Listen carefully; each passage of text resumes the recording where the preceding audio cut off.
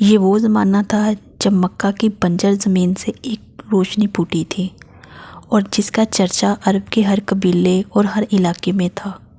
اس وقت ہر طرف خوشحالی اور یہ قحط کا زمانہ تھا۔ مکہ سے 130 کلومیٹر دور ایک سنسان علاقے میں ایک چھوٹا سا گھر تھا۔ یہ گھر ابو مبعد تمیم بن عبد العزیٰ اور اس کی بیوی ام مبعد کا تھا۔ ام مبعد ایک نرم اور رحم دل خاتون تھی جو اکثر اوقات ہاتھ میں گھٹنے ڈالے خیمے کے صحن میں بیٹھی رہتی اور وہاں سے آنے جانے والے مسافروں کو کھانا پینا دے دیا کرتی تھی۔ بکریاں چرا کر اور ان کا دودھ بیچ کر دونوں میاں بیوی کا گزارا ہوتا تھا۔ ام مبعد ایک پاک دامن اور باوقار خاتون تھی۔ ان کے دل میں عربوں کی روایتی مہمانداری اور خدمت خلق کوٹ کوٹ کر بھرا ہوا تھا۔ وہ مسافروں کی خدمت میں کوئی کسر نہ رکھتی تھی۔ پانی، دودھ، کھجور، گوشت جو کچھ بھی ہوتا مہمانوں کی خدمت میں پیش کر دیتی۔ اس طرح ام مبعد کا نام دور دور تک مشہور ہو گیا تھا اور لوگ ان کی اعلیٰ ظرفی اور شرافت کی تعریفیں کرتے نہیں تھکتے تھے۔ ایک دوپہر سورج کی سخت گرمی پڑ رہی تھی اور صحرا آگ کی بھٹی کی طرح تپ رہا تھا۔ خوش سالی کی وجہ سے ان دنوں بڑی تنگی سے گزر بسر ہو رہی تھی۔ ام مبعد کا شوہر اس وقت بکریاں چرانے گیا ہوا تھا اور وہ اس دوپہر اپنے گھر کے آگے صحن میں بیٹھی ہوئی تھی۔ اس نے دیکھا کہ دور سے کچھ ادھیڑ عمر شخص اونٹ پر سوار اس کے خیمے کے قریب آ رہے ہیں۔ مسافر خیمے کے قریب آئے اور ان میں سے ایک شخص نے ام مبعد سے کہا، دودھ، گوشت، کھجوریں یا کھانے کی کوئی چیز تمہارے پاس ہو تو ہمیں دو، ہم اس کی قیمت ادا کر دیں گے۔ ام مبعد نے جواب دیا، واللہ اس وقت کوئی چیز آپ کو پیش کرنے کے لیے موجود نہیں ہے۔ اگر ہوتی تو میں فوراً حاضر کر دیتی اور اس کی قیمت بھی نہ لیتی۔ مجھے آپ لوگوں کی میزبانی کر کے بڑی خوشی ہوتی، لیکن میں مجبور ہوں کیونکہ اس وقت گھر میں کھانے کو کچھ بھی نہیں ہے، جبکہ میرے شوہر بھی بکریاں چرانے گئے ہوئے ہیں۔ اس مسافر کی نظر خیمے کے کونے میں کھڑی ایک بکری پر پڑی تو کہا، اے خاتون، یہ کیسی بکری ہے؟ بولی، یہ بکری بہت ہی کمزور اور لاغر ہے، اس لیے اپنے ریوڑوں کے ساتھ چراہ گاہ نہیں جا سکتی اور کافی عرصے سے دودھ بھی نہیں دیتی۔ اس پر مسافر نے کہا، اگر آپ اجازت دیں تو کیا میں اس کا دودھ دھو لوں؟ ام مبعد نے تعجب سے کہا، اللہ کے بندے، ویسے تو آپ کو اجازت ہے، لیکن اس کا تھن تو کافی مدت پہلے ہی سوکھ چکا ہے، اس لیے مجھے امید نہیں کہ یہ دودھ کا ایک قطرہ بھی دے۔ بہرحال ام مبعد نے بکری اس مسافر کے سامنے لائی۔ مسافر نے بکری کی پیٹھ سلائی، سر پر ہاتھ پھیرا، اپنے ہاتھوں سے اس کے تھنوں کو چھوا اور پھر دعا فرمائی، یا اللہ، اس عورت کی بکری میں برکت عطا فرما اور اس کے تھنوں کو دودھ سے بھر دے۔ مسافر نے بسم اللہ پڑھ کر جیسے ہی بکری کے تھنوں کو چھوا، تھن فوراً ہی دودھ سے بھر گیا۔ ام مبعد کی آنکھیں پھٹی کی پھٹی رہ گئی۔ بہرحال وہ جلدی سے ایک برتن لے آئی۔ مسافر نے تھن سے اتنا دودھ دھویا کہ برتن لبالب بھر گیا اور جھاگ اوپر آ گیا۔ مسافر نے سب سے پہلے برتن ام مبعد کو دیا۔ ام مبعد دودھ پی کر شکم شیر ہوئی تو مسافروں نے بھی باری باری دودھ پیا، یہاں تک کہ سب شکن شیر ہو گئے۔ پھر آخر میں اس مسافر نے پیا جس نے دودھ دوہا تھا اور کہا، لوگوں کو پلانے والا خود سب سے آخر میں پیتا ہے۔ پھر اس مسافر نے دوبارہ اس خالی برتن میں دودھ دوہا شروع کیا، یہاں تک کہ وہ برتن دودھ سے لبالب بھر گیا۔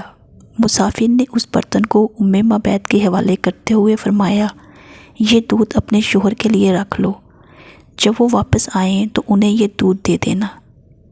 اس کے بعد یہ مبارک قافلہ اونٹ پر سوار ہو کر اپنی منزل کی طرف روانہ ہو گئے۔ ان کے جانے کے بعد ام مبعد کافی دیر تک حیران کھڑی رہی اور اس بکری کی جانب دیکھتی رہی جو مزے سے جگالی کر رہی تھی اور اس کے تھن دودھ سے بھرے ہوئے تھے۔ شام ڈھلی اور ام مبعد کے شوہر ابو مبعد اپنی بکریوں کو ہانکتے ہوئے گھر پہنچے تو خیمے کے کونے میں دودھ کا بڑا برتن دیکھا۔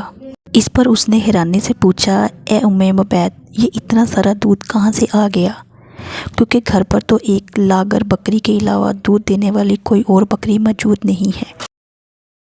اس پر مبید نے کہا، آج تو کمال ہی ہو گیا، ہمارے گھر کے سامنے سے اللہ کے ایک برگزیدہ بندے کا گزر ہوا جن کے ساتھ ان کے 3 ساتھی بھی تھے۔ مبید نے اپنے شوہر کو پوری تفصیل بتائی۔ اس پر اس نے کہا، ذرا اس شخص کی شکل و صورت اور حلیہ تو بیان کرو، مجھے شک ہے کہ یہ کہیں وہی صاحب نہ ہوں جن پر قریش نے 100 اونٹنیوں کا انعام کا مقرر کیا ہے اور اب پورا مکہ ان کی تلاش میں ہے۔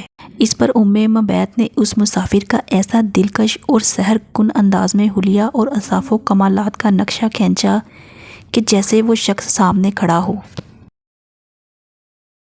مبید نے کہا، میں نے ایک ایسے شخص کو دیکھا جو بڑے حسین اور خوبرو تھے، چہرہ ان کا نور سے دمک رہا تھا، بڑے خوش اخلاق تھے، وہ جسمانی طور پر حسین تھے، بدن نہ زیادہ بھاری نہ پتلا، آنکھوں میں گہری سیاہی، پلکیں لمبی اور باریک، آواز بلند اور بھاری پن مگر سخت نہ تھی، داڑھی خوب گھنی تھی، ابرو ایک دوسرے سے بالکل الگ تھی اور نہ بالکل ملی ہوئی، بیچ میں ہلکے ہلکے بال تھے اور کنارے باریک تھے، بال نہایت ہی سیاہ تھے، گردن صحرائی جیسی لمبی، خاموش ہوتے تو باوقار، گفتگو کرتے تو پرکشش جیسے زبان سے موتیوں کی لڑی نکلتی چلی جا رہی ہو، ان کی زبان سے ہر لفظ جدا جدا ادا ہوتا تھا، بولتے تو آواز چھا جاتی، کلام میٹھی اور صاف، قریب سے سنو تو بہت شیریں اور بہت لطیف، نہ بات اتنی مختصر کرتے کہ کوئی سمجھ نہ پائے اور نہ ضرورت سے زیادہ لمبی اور فضول بات کرتے، درمیانہ قد، نہ ایسا دراز کہ بدنما نظر آئیں اور نہ اتنا پستہ کہ بلند تر کی طرف سے توجہ ہو، سب سے بہتر قد اور منزلت رکھتے تھے، ان کے ساتھی ان کے گرد گھیرا بنائے رکھے تھے، ان کی بات کو بڑی توجہ سے سنتے اور کوئی حکم دے تو لپک کر بجا لاتے تھے۔ مبید یہ صفات سن کر بول اٹھے کہ خدا کی قسم، یہ تو وہی شخص محمد ہے جن کی تلاش قریش کے لوگ کر رہے ہیں اور لوگ جن کے بارے میں طرح طرح کی باتیں کرتے ہیں۔ اب میں چاہتا ہوں کہ ان سے ملوں اور اگر کوئی راہ نکلے تو میں ضرور ان سے ملوں گا۔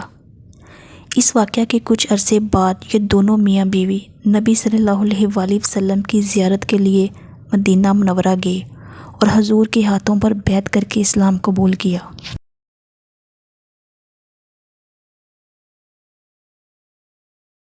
مورخین لکھتے ہیں کہ مبید کی وہ بکریاں سن 18واں ہجری تک زندہ رہیں اور حضرت عمر فاروق کے دور خلافت میں جب سخت قحط پڑا جن میں تمام جانوروں کے تھنوں کا دودھ خشک ہو گیا تھا، اس وقت بھی یہ بابرکت بکری صبح و شام برابر دودھ دیتی رہی۔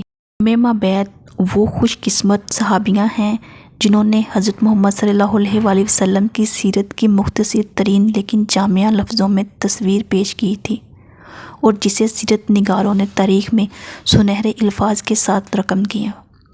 روایت ہے کہ مکہ مکرمہ میں مبید کے ان الفاظ کو جب حضرت حسان بن ثابت نے سنا تو یہ شعر کہیں، جس کا ترجمہ یہ ہے کہ حق بات یہ ہے کہ اے سیدہ مبید، آپ نے محمد صلی اللہ علیہ وآلہ وسلم کے سراپا کو بیان کرنے میں کمال دکھایا اور حضور کا حلیہ بیان کرنے میں سب سے آگے نکل گئی۔ جب اہل مکہ نے مبید سے پوچھا کہ اے سیدہ، آپ نے تو رسول اللہ صلی اللہ علیہ وآلہ وسلم کا حلیہ بیان کرنے میں مردوں کو بھی مات دے دی ہے، تو انہوں نے فرمایا کہ تم نہیں جانتے کہ عورت مردوں کے خصال اور خوبیوں کو مردوں سے بھی زیادہ بہتر جانتی